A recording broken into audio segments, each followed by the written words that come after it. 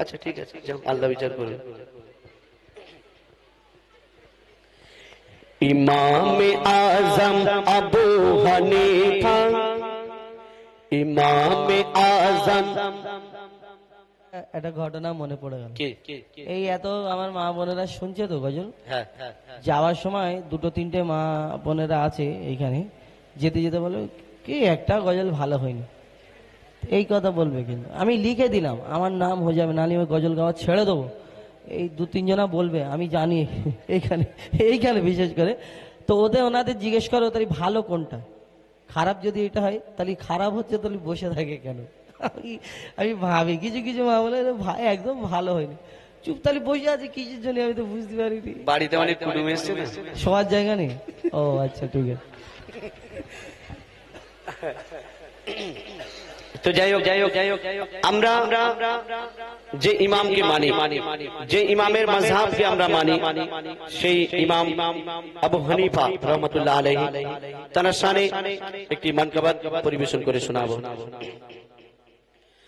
ইমামে আজম আবু হানিফা, ইমামে আজম আবু হানিফা, আমরা তোমারে অনুসারে। ইমামে আজম আবু হানিফা, আমরা সবাই তার অনুসারে। ইমামে আজম আবু হানিফা, আমরা সবাই তার অনুসারে। শরীয়তের সব বিধান পালনে, শরীয়তের সব বিধান পালনে, তার পথে আমরা পথচারী। ইমামে আজম আবু হানিফা, আমরা সবাই তার অনুসারী। ইমামে আজম আবু হানিফা, আমরা সবাই তার অনুসারী। আশি হিজরির শাবানের চাঁদে, ইরাক দেশের ওই কুফা নগরে। আশি হিজরির শাবানের চাঁদে, ইরাক দেশের ওই কুফা নগরে। সাবিত বিন জুতির ঘরালো মোরে, সাবিত বিন জুতির ঘরালো মোরে, নুমান নামে জন্মগ্রহণকারী। ইমামে আজম আবু হানিফা, আমরা সবাই তার অনুসারী। ইমামে আজম আবু হানিফা, আমরা সবাই তার অনুসারী। শরীয়তের সব বিধান পালনে, শরীয়তের সব বিধান পালনে, তার পথে আমরা পথচারী। ইমামে আজম আবু হানিফা, আমরা সবাই তার অনুসারী। ইমামে আজম আবু হানিফা, আমরা সবাই তার অনুসারী। আশি হিজরির শাবানের চাঁদে, আশি হিজরির শাবানের চাঁদে, ইরাক দেশের ওই কুফা নগরে। আশি হিজরির শাবানের চাঁদে, ইরাক দেশের ওই কুফা নগরে। সাবিত বিন জুতির ঘরালো মোরে, সাবিত বিন জুতির ঘরালো মোরে, নুমান নামে জন্মগ্রহণকারী। ইমামে আজম আবু হানিফা, আমরা সবাই তার অনুসারী।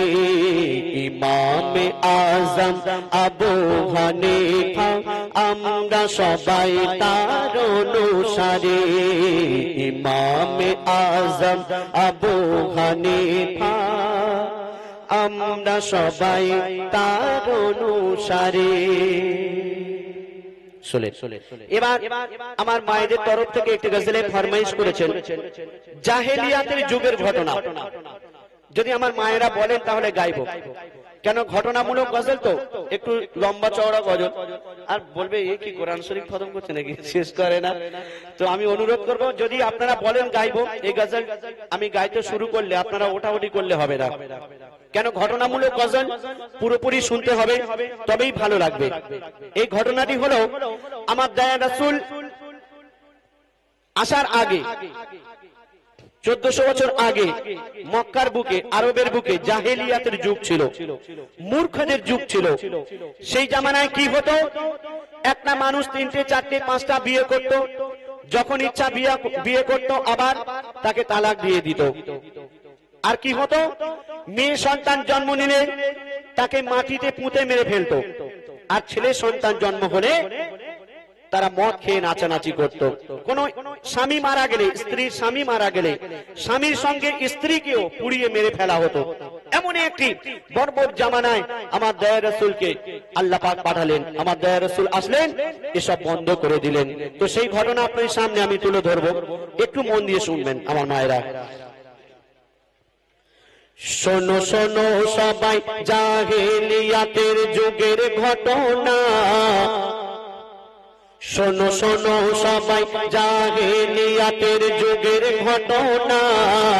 মানুষের শান্তি ছিল না, চলত জগতে জুলুম অবিচার, চলত জগতে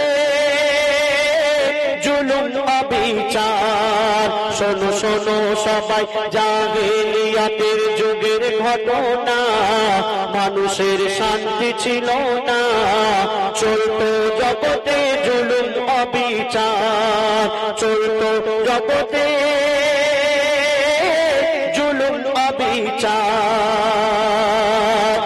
কি জুলুম হতো বলছে দেখো, কোন পুরুষ মানুষ মারা গেলে, কোন পুরুষ মানুষ মারা গেলে সবাই জমা হতো, স্বামীর চিতায় জ্যান্ত বিধবাকে ফেলে দিত, স্বামীর চিতায় জ্যান্ত বিধবাকে ফেলে দিত।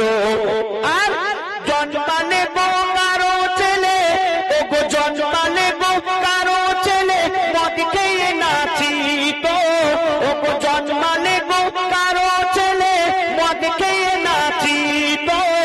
আর মেয়ে হলে, আর মেয়ে হলে গর্ত খুলে তারে পুঁতে দিত, মেয়ে হলে গর্ত খুলে তারে পুঁতে দিত।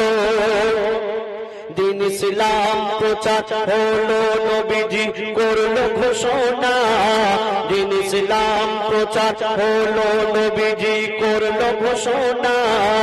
এ জুলুম চলতে দেব না, মর্যাদা খোদা দিয়েছে সবার, মর্যাদা খোদা দিয়েছে সবার। তারপরে শুনুন, একদিন আমার দয়ার রাসূল তিনি সাহাবাদের নিয়ে তিনি বক্তব্য রাখছেন। কি বক্তব্য? কোন ব্যক্তির যদি মেয়ে সন্তান জন্ম হয়, সেই সন্তানকে ছোট থেকে বড় করলো, লেখাপড়া শেখালো, তাকে ভালো ঘরে বিয়ে দিয়ে দিল, সেই ব্যক্তি জান্নাতি হয়ে গেল। এই কথা শোনার পর একজন আমার দয়ার রাসূলের সাহাবা তিনি হাউ হাউ করে কাঁদছেন। কেন বলছে দেখো, একদিন আমার দয়ার নবী, একদিন আমার দয়ার নবী মাহফিলে মিলাদ করে, সেজন ভাগ্যবান মেয়ে সন্তান রয়েছে যার ঘরে, সেজন ভাগ্যবান মেয়ে সন্তান রয়েছে যার ঘরে।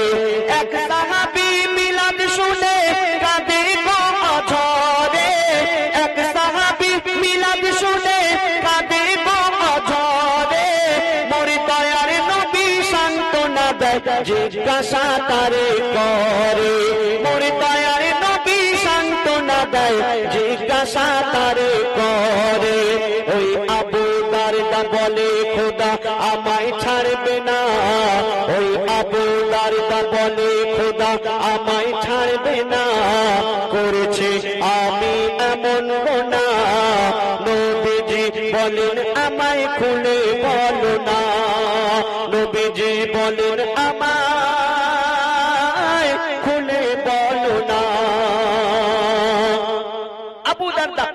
আমার দয়ার রাসূলের বক্তব্য শুনে তিনি হাউ হাউ করে কাঁদছেন। আমার দয়ার রাসূল আবু দারদাকে ডাকলেন, আবু দারদা তুমি কেন কাঁদছো?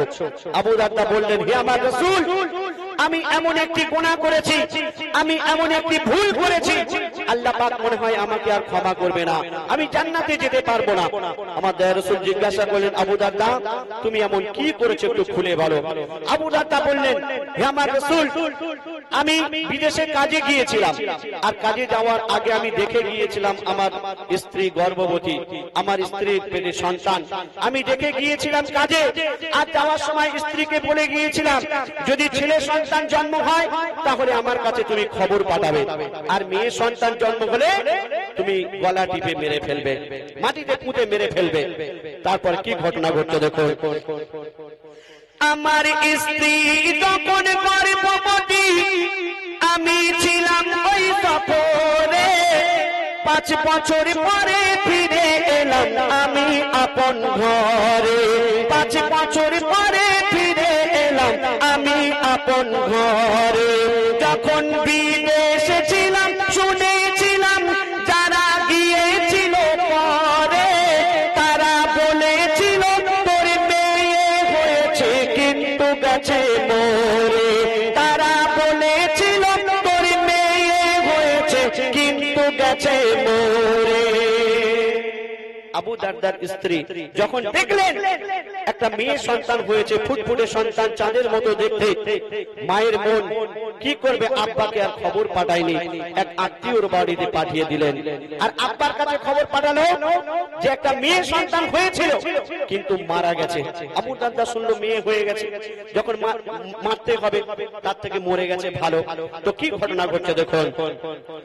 যখন বিদেশে ছিলাম শুনেছিলাম যারা গিয়েছিল পরে, তারা বলেছিল তোর মেয়ে হয়েছে কিন্তু গেছে মরে, তারা বলেছিল তোর মেয়ে হয়েছে কিন্তু গেছে মরে।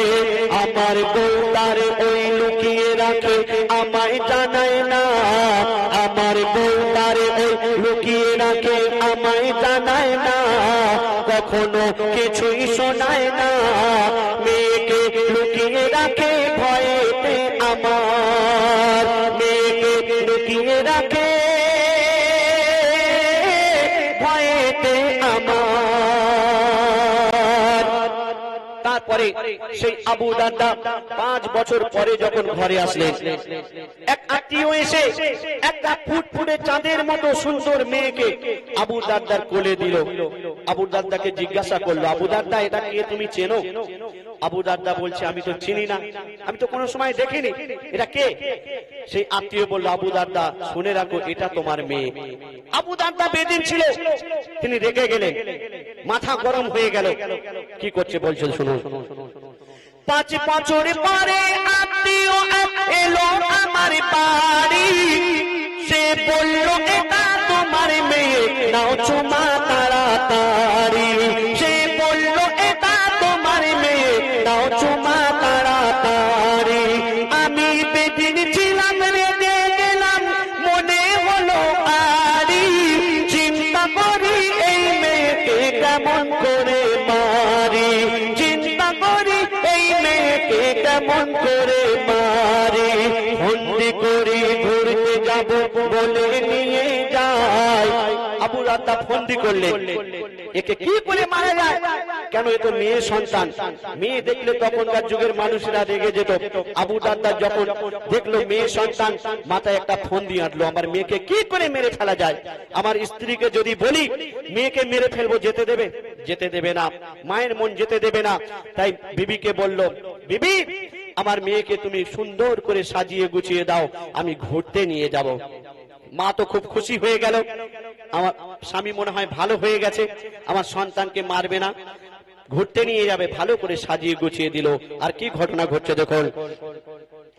আমি বেদিন ছিলাম, রেগে গেলাম, মনে হলো আরি, চিন্তা করি এই মেয়েকে কেমন করে মারি, চিন্তা করি এই মেয়েকে কেমন করে মারি। ফোন ফন্দি করে ঘুরতে যাব বলে নিয়ে যায়, ওগো ফন্দি করে ঘুরতে যাব বলে নিয়ে যায়, গিয়ে এক নিরালায় দাঁড়ায়, ওই মেয়ে বলে হাঁটবো কত আর, ওই মেয়ে বলে হাঁটবো কত আর। কেন? আরবের বুকে বালির মরুভূমির পাহাড়ের রাস্তা দিয়ে হেঁটে হেঁটে যাচ্ছে, গরমের সময় বালি গরম হয়ে গেছে, বাচ্চা মেয়ে পা পুড়ে যাচ্ছে। আব্বা গো, আমি আর কত হাঁটবো, আমি তো পাচ্ছি না, আমার পা পুড়ে যাচ্ছে। আবু দারদা বলছে, মা আর বেশি দূর নয়, একটু চলো, আমরা পৌঁছে যাব। কিছু দূর যাওয়ার পর আবু দারদা এক জায়গায় দাঁড়িয়ে তিনি বালি খুঁড়ছে। বাচ্চা মেয়ে জিজ্ঞাসা করছে, আব্বা কি হারিয়ে গেছে, তুমি বালি খুঁড়ছো? আবু দারদা কিছুই বলছে না। আব্বার গা দিয়ে গরমের সময় ঘাম টপ টপ করে ঝরছে। বাচ্চা মেয়ে দেখছে আমার আব্বার গা দিয়ে ঘাম ঝরে যাচ্ছে, নিজের কাপড় খানা দিয়ে আব্বার মুখ মুছিয়ে দিচ্ছে। আর কি ঘটনা ঘটছে শুনুন। আমি গর্ত যখন খুলি তখন মেয়ে আমাকে, কি হারিয়ে গেছে আব্বা তুমি খুঁজছো এই গর্তে, কি হারিয়ে গেছে আব্বা তুমি খুঁজছো এই গর্তে, ঝরছিল মোর গা থেকে ঘাম সে মুছে দেয় দু হাতে, আমি গর্ত খুলি মোর মেয়ে বালি তোলে সাথে সাথে, আমি গর্ত খুলি মোর মেয়ে বালি তোলে সাথে সাথে, তারে ফেলে দেব মেরে দেব সে বুঝতে পারে না, তারে ফেলে দেব মেরে দেব সে বুঝতে পারে না, বিশ্বাস করে না, আমি দিই ফেলে আর তারে তুলি না, আমি দিই ফেলে আর তারে তুলি না। আবু দারদা সেই নিজের ফুটফুটে মেয়ে সন্তানকে মাটিতে বালিতে পুঁতে মেরে ফেললো। এই ঘটনা শোনার পর আমার দয়ার রাসূল তিনিও কেঁদে ফেললেন। আবু দারদা বললেন, হে আমার রাসূল, আমি তো বেদিন ছিলাম, আমি তো জানতাম না, আমি তো ভুল করে ফেলেছি, আমার ভুলের কি ক্ষমা হবে না? আমার দয়ার রাসূল বলল, হ্যাঁ ক্ষমা হয়ে যাবে, কিন্তু তুমি আমার সামনে থেকে সরে যাও, আমার সামনে তুমি থাকবে না, আর যতদিন তুমি বেঁচে থাকবে আমার সামনে তুমি আসবে না। কেন? এই ঘটনা তুমি আমার সামনে আসলে আমার মনে পড়বে, আমার রাগ হবে, আর আমার রাগ হলে আল্লাহর রাগ হয়ে যাবে।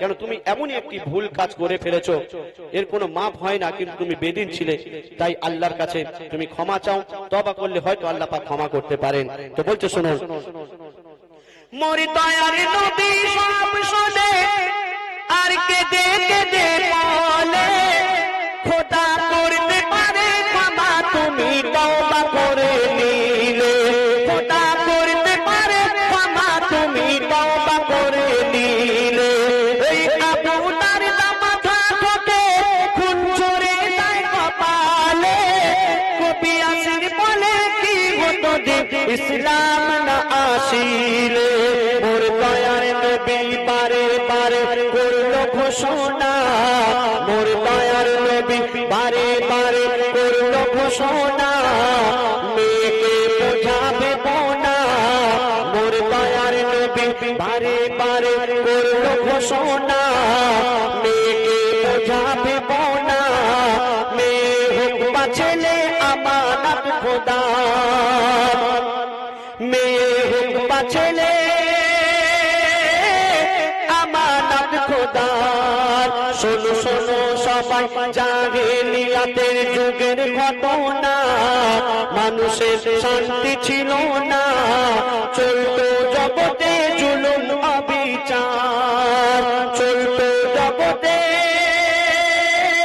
জুলুম অবিচার। আমরা এখনো অনেকে আছি, মেয়ে সন্তান জন্ম হলে আমরা রেগে যাই, বাংলার 5 হয়ে যায় মুখ। কেন? আমার মেয়ে হয়েছে, একে বড় করতে হবে, লেখাপড়া শেখাতে হবে, বিয়ে দিতে হবে, অনেক টাকা খরচা হবে, আমরা রেগে যাই, রাগান্বিত হয়ে যাই।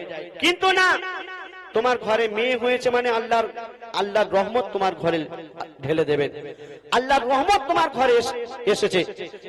তো যাই হোক, আমি অনুরোধ করব, মায়েদেরকে সম্মান করুন, মেয়েদেরকে সম্মান করুন।